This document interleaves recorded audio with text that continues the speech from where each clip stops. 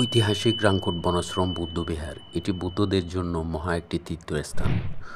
2300 বছর আগে সম্রাট অশোক 84,000 চৈত্য নির্মাণ করেছিলেন। তারই মধ্যে এই চৈত্যটিও এখানে নির্মাণ হয়েছিল রাংকুট বনাশ্রম বৌদ্ধবিহারে। এই বিহারটিতে আজকে 101 জন প্রব্রাজ্য ধর্মে দীক্ষিত হয়েছে। আজ ত্রিস্মৃতি বিজড়িত শুভ বৈশাখী পূর্ণিমার উপলক্ষে অনেক দূর দূরান্ত থেকে অনেক পুণ্যার্থীদের আগমন।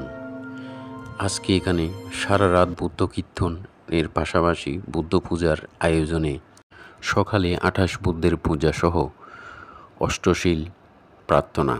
প্রব্রাজ্য গ্রহণের পর বিহার প্রদক্ষিণ করছেন।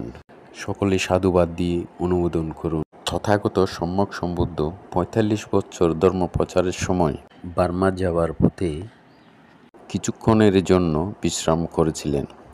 এমন মহাপবিত্র স্থানে আজকে 101 জন প্রব্রাজ্য ধর্মে দীক্ষিত হয়েছেন।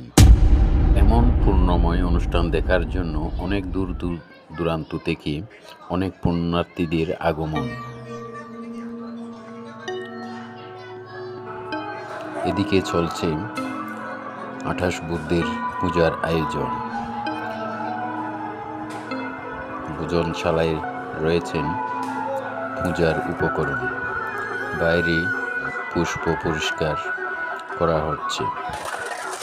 এখানে 28 বুদ্ধের গট রেখে পরিষ্কার পরিচ্ছন্ন করে ভোরের জন্য প্রস্তুতি নেওয়া হচ্ছে। অন্যদিকে ধর্মপ্রাণ উপাসক উপাসিকাগণ ঋদ্ধিময় বুদ্ধের সামনে মোমবাতি জ্বালিয়ে সকলের মঙ্গল কামনায় আশীর্বাদ প্রদান করছেন। এখানে রয়েছেন অরহত শিবুলি মহাস্তবীরের প্রতিবিম্ব। সামনে মোমবাতি জ্বালিয়ে সকলের মঙ্গল কামনায় আশীর্বাদ প্রদান করছেন। সারা রাত জেগে অপেক্ষা করছে ভোরে 28 বুদ্ধের পূজা দেওয়ার জন্য।